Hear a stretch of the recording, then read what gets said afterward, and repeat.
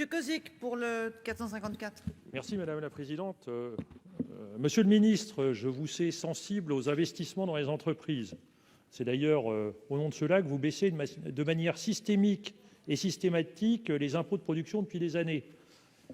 Une étude de l'OFCE montre que suite à la réforme française de 2013, la hausse de l'imposition des revenus du capital a incité les entreprises à moins verser de dividendes. De fait, l'argent a été en partie réalloué vers des investissements.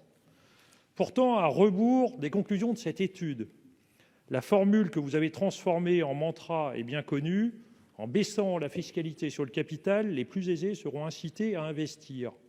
C'est d'ailleurs votre seul argument pour justifier la réforme du début du précédent mandat, consistant à remplacer l'ISF par l'IFI, qui ne cible plus que le patrimoine immobilier, et l'instauration du PFU de 30% sur les revenus financiers. Selon l'étude menée par Charles Boissel et Adrien Matret pour le National Bureau of Economic Research, pour chaque euro de dividendes non distribués, les entreprises concernées ont réinvesti 0,30 centimes d'euros. Elles ne l'ont pas fait n'importe comment.